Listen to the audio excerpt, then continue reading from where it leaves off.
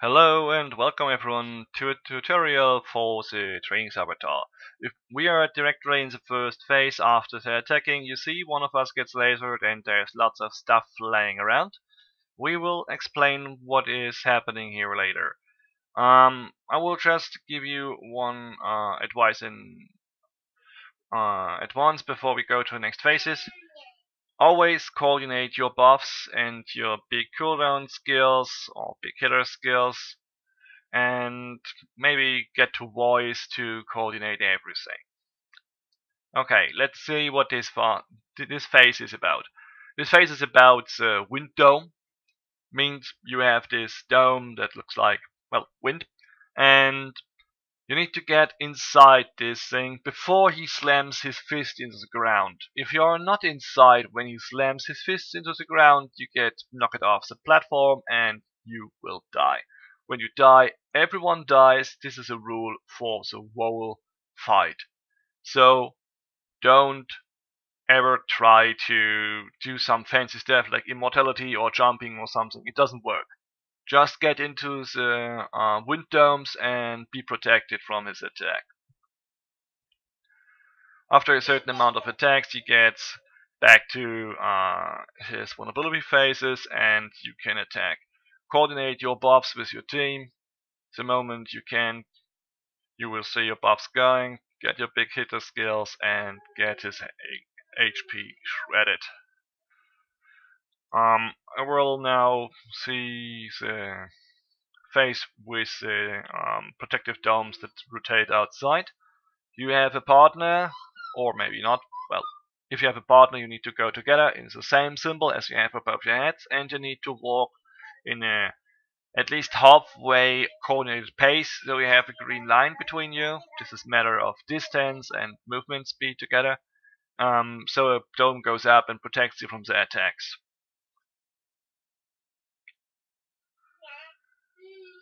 Coordinate everything again. Ask your buffers for their cooldowns and so on. And when it can go, buffs go. And you can burst his tiny demon ass. Now we have the spark phase.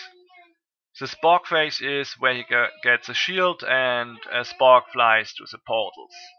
You get there, grab it, press space to get down again, and break the shield. Important here is the spark flies farther and farther the more phases you have. So I would not advise to hunt after the spark after a certain time. We will do it from the second time.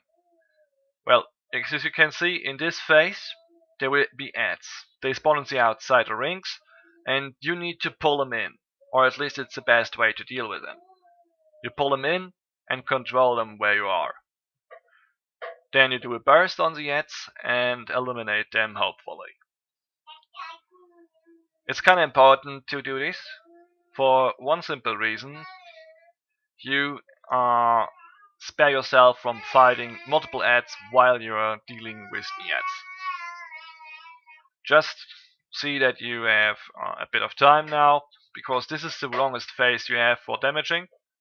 So don't need to be too hasty, just get your skills up, and when everything can go, you go.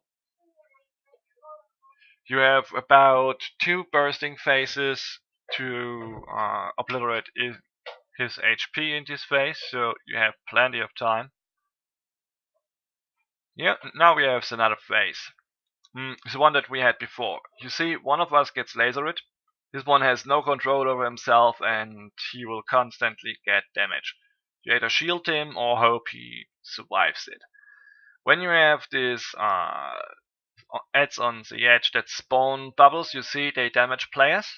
But if you have, like me, a red mark over your head, if you touch one of these bubbles, you explode and instantly die. So avoid this at all costs. Best thing is to go to the other sides, so where the ads are not, or on the left or right side from the last ad on the edge to avoid getting hit.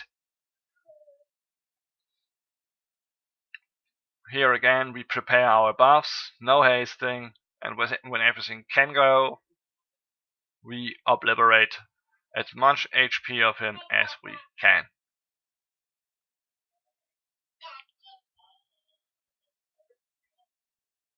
Here we have the wind phase again, and it gives me time to speak up a bit about the team compilation.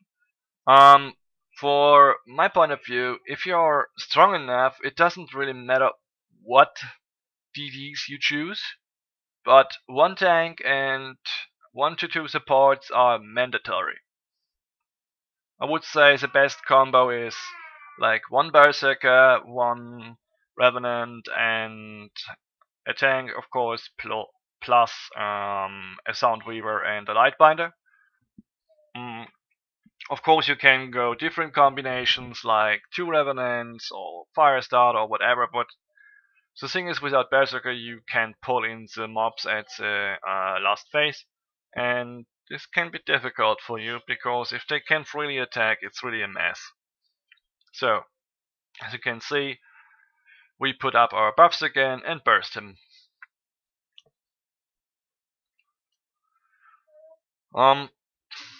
To get the pulling done, like I said, either use the Berserker, ask someone that has a Berserker, if you don't have it yourself, or you can try to coordinate it with a few Revenants. Well, okay, we are now in the second spark phase. We ignore the spark for now and get up our buffs, wait it up, and when we're ready to, we are breaking the shield. This is important. If you don't break the shield in time, it will be as that you die. And if you die, well, you know, you die. So it's over. So make sure you break it. Here once again, the advantage to have a Berserker around. You just spin and get everyone in. If you have the advanced Laertes sword, you can do a similar thing when you have the weapon procced. You just need to be really aware on what you can do. If you don't have the Laertes sword, or you don't have the Berserker, you also have the opportunity to pull him in via the Revenant with this one. But be careful, because it will be really tricky to manage everything to get inside. Okay, while we are now at it, you can see this little, you could see the little demonish thingy that was flying around. This is also one of the mechanics. It's a little ant that attacks one of you randomly, and the tank needs to taunt it. Because normally it's invulnerable to damage and can only be damaged if you have him once taunted. So be on your toes, and either your tank sees it for yourself, or you give him a notice to actually go after the ad to make sure he loses his shield, so you can actually kill it. Here again is one of these ads. It lost its shield and it can easily be killed. If it still has its shield, it's really a pain in the ass.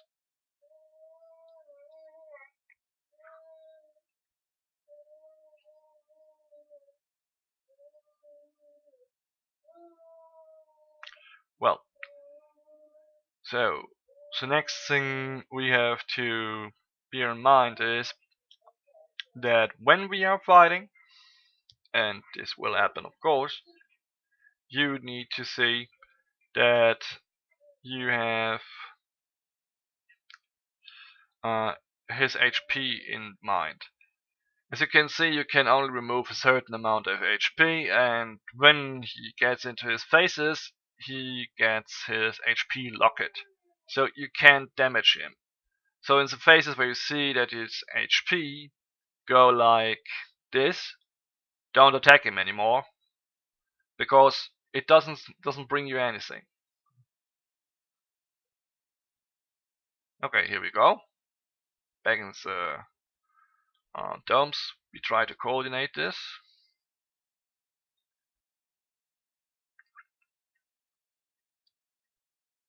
Also, if people ask what happens if I go into the wrong direction, you could see it before. It doesn't do anything. So be at the right dome with the right symbol all the time if this goes. Another edit is spawned. The tank will afterwards take it.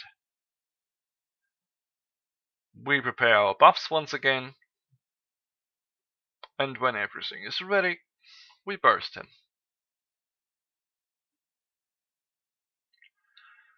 Also another thing about his HP. We are back at the spark phase. About his HP. When he hits around 10% HP, he will go to his last phase no matter what. Speaking, it will give you a shield phase, and you have to eliminate him after this phase, because after that there will be no more other phases, but he will go enrage, meaning he will increase his damage for every second that he is in fight. While he is doing this, your tank will have a heavy load on him, so you try to eliminate him as fast as possible in this phase. But you will see it soon. For now we say that we pulled the Edson and we didn't kill him all right away. That's fine. As you can see, it's not a major concern for our troop, but it could be way worse if we had more ads up. We are now focusing again on Niats and just rely on the AoE that other classes do to actually eliminate the ads. Here's a wonderful example why it's important to eliminate the ads beforewards. When the new phases come, he doesn't wait for you to eliminate the ads. He just goes on. If you have still 20 ads up, well, you have 20 ads in this phase. This can be really disturbing because he can CC you, jump at you, laser you, put fire on you, or whatever. So it's good to eliminate them as fast as possible.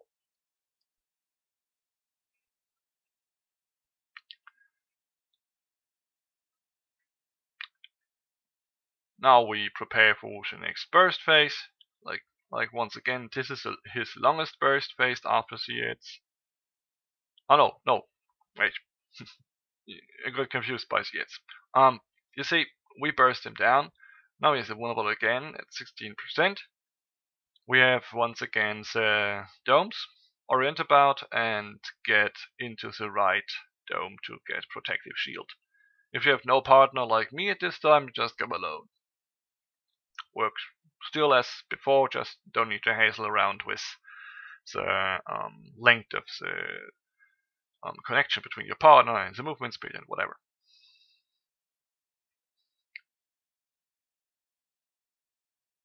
So, let's see this. We are at 15% HP.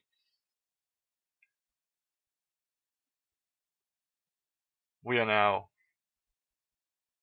bursting. This HP get dropped to about 10%. And here we are. We prepare everything to break the shield. And when it goes, we start with slight buffs to break the shield. We got it all. We got it down. Now we wait in the middle once again. But this time it's different. Like I said, it's the last phase. So instead of bursting the ads now when we have everything pulled in, we do now wait until Niats is vulnerable. So hold everything in, get your support stuff ready, get your damage stuff ready, everything set up. And at the moment that Niats gets vulnerable, the bursting begins with everything you have. And here we go. No limitations on your damage, just cut him down. And that's it. He's down. Like I said, don't waste too much time, because the longer you wait, the harder your tank have it. I hope it could help.